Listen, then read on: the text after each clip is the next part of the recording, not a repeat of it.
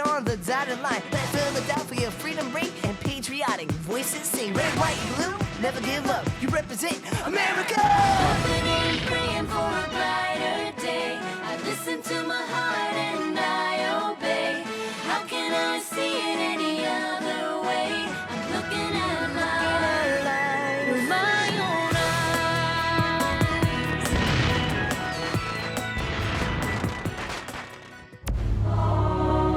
Today on Liberty's Kids.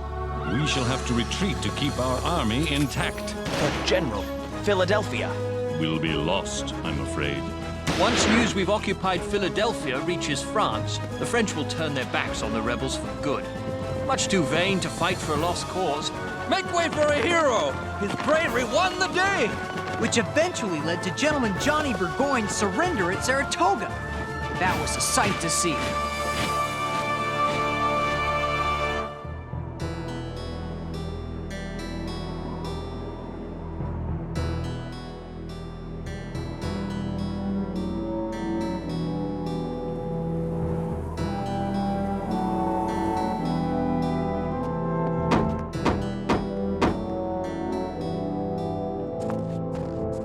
Dr. Franklin! Dr. Franklin! Hello, what is it? My name is Jonathan Loring Austin, Secretary for the Massachusetts Board of War. I have urgent news from America.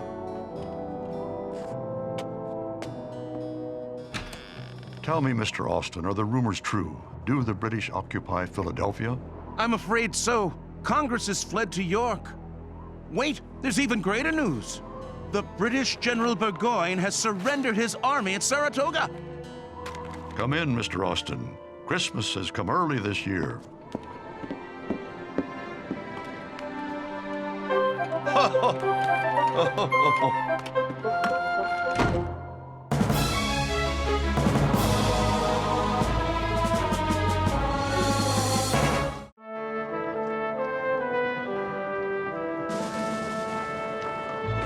Dearest Mother, so much has happened since I last wrote.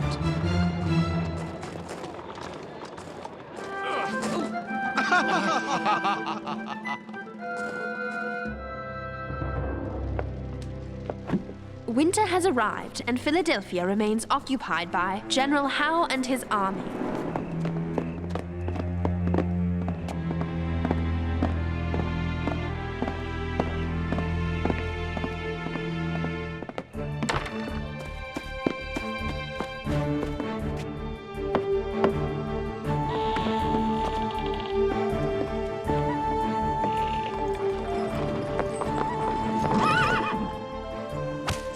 Moses and James took Dr. Franklin's printing press to York before General Howe's soldiers could confiscate it. The Continental Congress will, no doubt, make good use of it. As for Dr. Franklin's house, Captain John Andre has seized it and made himself quite at home. He dines often with Peggy Shippen, the daughter of a local gentleman with sympathies for the crown. The less I say about her, the better. Every night there is a ball. Well, I have gone to one or two to be polite. Under the circumstances, it is impossible to enjoy them. Everyone acts as if we were living in London. But the Americans always do something to remind us that we are in their country, in the midst of a war. Moses and James are now in Newport, in the colony of Rhode Island, to buy inks and papers for the press. There! From a merchant who I believe Moses said is Jewish. Little Henri is still here, however, and Captain Andre has delighted in giving him quite a bit of responsibility around the house. But here is my greatest secret. I don't like living with all these strangers, even if they are British. If only you were here, I'm sure I wouldn't be so confused. Your loving daughter, Sarah.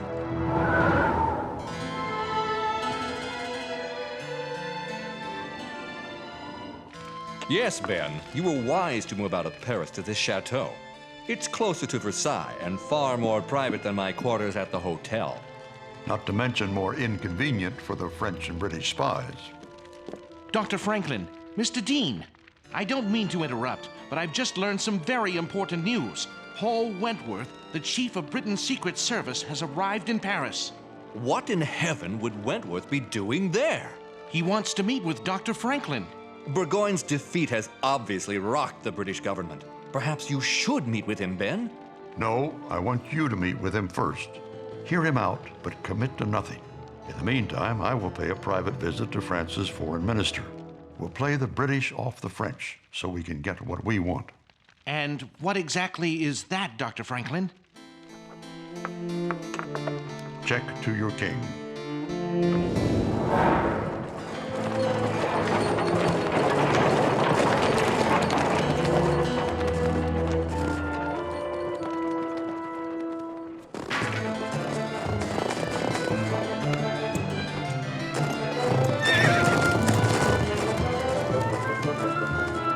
It appears we've flushed out a couple of English spies. Now we must seize the opportunity to meet with Comte de Vergennes.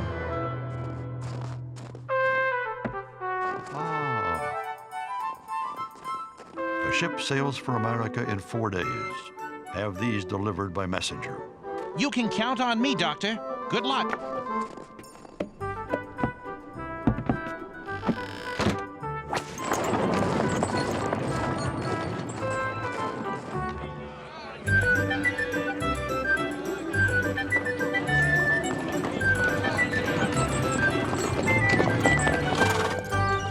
This should be the place. Would it be all right for me to look around? I want to check on the Rhode Island Brigade and see how they're doing against the British. I suppose. There's no point in buying inks and papers if we don't have something to print. I'll check at the State House and come right back here.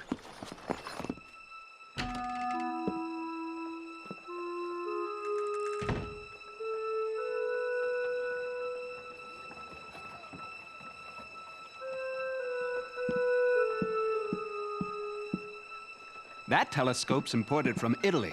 Can I help you find something in particular, sir? I wrote you from Philadelphia about inks and paper. Ah, yes. Dr. Franklin's man, Moses. You've got a good memory. Well, you and I do share the name of the man who led my people out of slavery in Egypt, Moses Michael Hayes, at your service. If you don't mind me saying, I haven't met many Israelites. Neither have I, for that matter. We are but a small fraction of the American population. But I take it, Moses, that you are a free man. Yes, sir. Many less fortunate than you have been bought and sold on the docks here in Newport. Some, I have to admit, by my own people. And some in Africa by mine as well. But forgive my manners. May I offer you something to eat or drink? I wouldn't want to impose. It won't be fancy, I assure you. I lost everything I own when a ship I purchased went down in a gale. In fact, I've only recently come out of debtor's jail. A lonely place, I can assure you. But I don't have to tell you what it feels like to not be free. Makes a man value every day he is free. Please. Thank you. It's a funny thing about freedom. A lot of people talk about it without really understanding it. That's a fact. I moved here because Rhode Island guaranteed freedom of religion. Well, my people here do have our own temple of worship, but we're still not considered full-fledged citizens. Still, I'd rather be a free man in the United States than a servant to the Pharaoh of England. I mean the king. Moses! Yes? He works with me at the newspaper. I see. I found out about the Rhode Island Brigade, all right. They sent a list of people they suspect of being Tories to the Rhode Island Assembly. Now, the Assembly has posted a list of suspects that it's demanding take a loyalty test by signing an oath in public. Mr. Hayes, I'm afraid your name is on this list.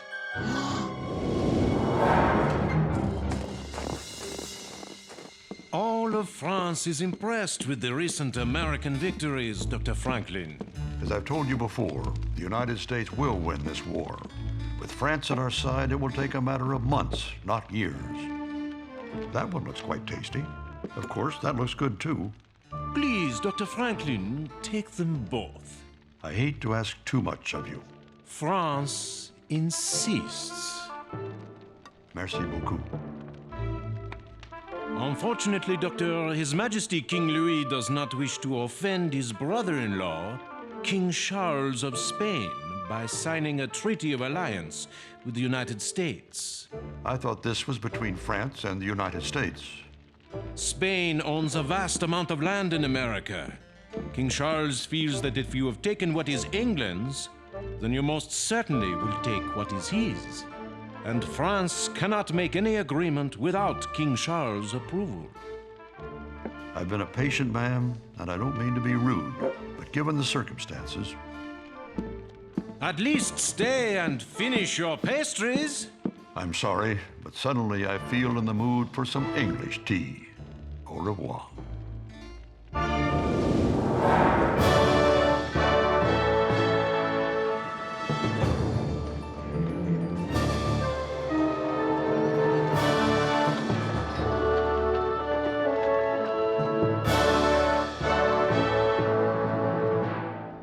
Surely now that the American capital has been taken, the rebels will see the error of their ways. No less than Lord North himself assures me that Parliament will soon publish new terms of settlement for the colonies. I trust it will break their will as well as their backs.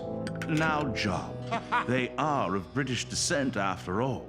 No, I believe the terms will be quite generous as long as the Americans are willing to give up their stubborn notion of independence. What are you doing here? Spying on them! Get back in the kitchen before you get caught. Of this, I'm certain. Once news we've occupied Philadelphia reaches France, the French will turn their backs on the rebels for good. They're much too vain to fight for a lost cause. Besides which, everyone knows they despise the notion of liberty. Yeah! The French will help! And even though King Louis may not believe in égalité, fraternité, et liberté, the French people do!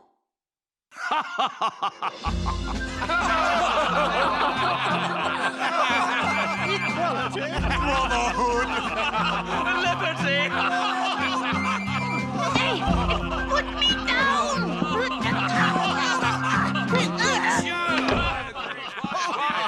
Well done! If I may speak, General Howe. By all means, Miss Phillips. From what I've seen, too much has changed for the Americans to accept anything less than full independence. Oh, that is such a foolish little idea. No, it's not. You may occupy their homes, but you will never win their hearts and minds. Have you forgotten that you are English? It has nothing to do with me, Captain. The Americans don't feel they need a king anymore. They believe they can rule themselves. Rule themselves? I, for one, would like to propose a toast. God bless King George. God bless King George! God bless King George.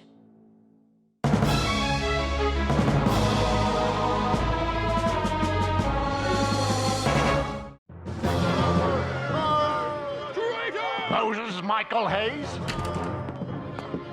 Yes? What can I do for you? Moses Hayes, you have been summoned to the State House. Take him away!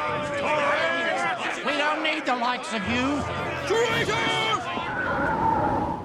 I still don't believe it. The nerve, the gall, the absolute cheek of the British. You asked me to listen to Mr. Wentworth, and I did. But to insult you and me by offering us money and titles in exchange for becoming turncoats? No doubt Count de Vergennes already has heard the details from his spies. This is all going extremely well. Going well? I don't understand. We have fanned the flames between Britain and France. Now it's time for me to meet with Mr. Wentworth. But surely you don't intend to accept his offer? Hardly, but Count de Vergennes won't know that. There they are! Rotten Tories! Look at it! Traitors! Leave! I have here a list of men accused of being disloyal to the patriotic cause of American independence. Read the names. Get the traitors out! We don't want them here! As a representative of the Rhode Island Assembly, I am here today to demand that each and every one of the accused sign a public oath of loyalty to the Revolution. Moses Michael Hayes, step forward. Mr. Hayes, are you ready to sign the oath? I have the right to face my accusers. Who here has any proof of my disloyalty? Or is it that there is some other reason I am accused? Could it be that I am an Israelite? Will you sign the oath or not? Every time I venture to Paris, I am reminded of how much I despise it. Quite a beastly place, don't you agree, Dr. Franklin? Actually, I've grown quite fond of it. I understand you're quite the celebrity here. Yet your blood is English. A man of your character, given the proper circumstances, might find a warm reception from his king and country. In other words, you'll give me a title if I betray the revolution. If you insist on being blunt, very well. Yes, His Majesty is prepared to reward those who show their loyalty. I need not remind you that much has changed since you came to France. General Howe has taken Philadelphia. I like to think that Philadelphia has taken Howe. This letter was given to me by a man at the highest level of the British government. It is Britain's determination to fight for another 10 years, rather than grant American independence. In that case, America is ready to fight 50 years to win it, which, by the way, I don't believe will be necessary. Gentlemen, I've called you here tonight because it has come to my attention that Dr. Franklin met today with the Chief of Britain's Secret Service. I'm afraid we are facing a dangerous new development. France has already lost America to Britain. Do we stand by and lose our claim to the West Indies as well? His Majesty has told me that we must prevent this from happening at all costs. We have held off any alliance with the United States to prevent a war with Britain, but we must face the fact that the only thing worse than such a war would be an agreement between Britain and America. It is time for this council to act. With all due respect, I will not sign. I will not sign because I am as patriotic as any man in this room. But I am also an Israelite in a land of Christians, and as such, I have not been granted the liberty to vote. My people have a temple here in Newport, but none in Boston, for the law there forbids Jews from public worship. Rhode Island was founded on religious tolerance, yet I am still not considered a citizen. And why? Because I worship God after my own fashion. Neither the Continental Congress, nor the General Assembly of this state, nor the legislatures of any of the other colonies have ever taken notice or provided rights to Israelites. Until such a time as we are, all of us, ready to recognize each other as equals, I will not sign this oath.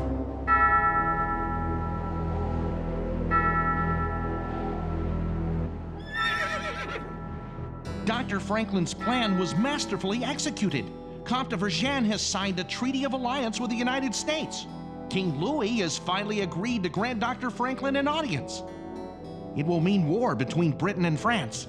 You've given us every single letter Dr. Franklin has written to Congress. Why not just intercept the treaty as well? Even I can't do that. You think Franklin suspects you're a spy? The old man has no idea. It's a secret I shall take to my grave. I believe you will. Here you go, Edward. 500 pounds as promised. God save King George. Mr. Hayes, it's Moses. Moses, I'm sorry. You came here to buy those inks and the paper, and we never did get around to it. There's no need to apologize. I saw what you did, what you said. I just want to be treated the same as any other man. Mr. Hayes, there are some people outside who want to see you. What can I do for you?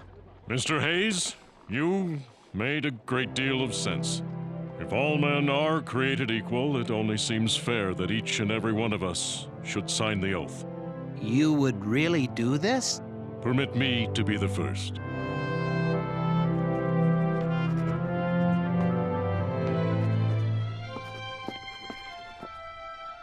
I, Moses Michael Hayes, pledge my loyalty to the United States of America.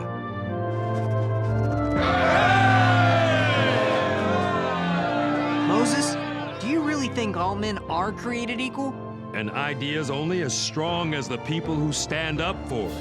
And a lot more people are going to have to stand up for equality before it comes true.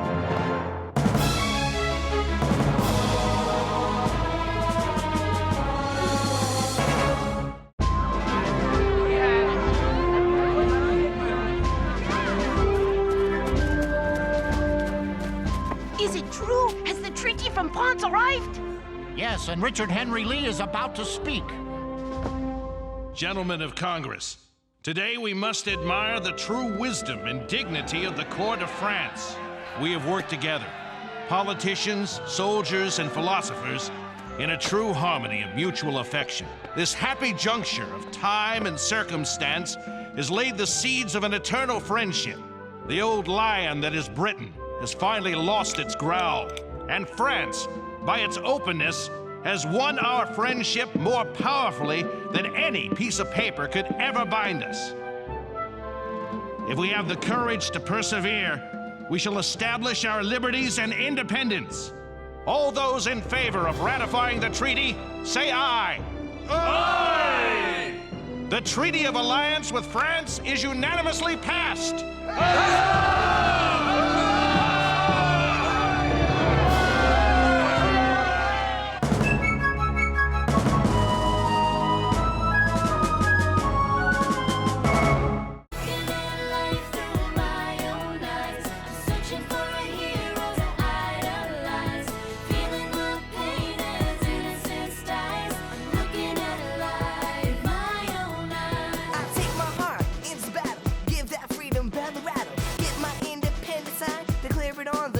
Line. Red, white,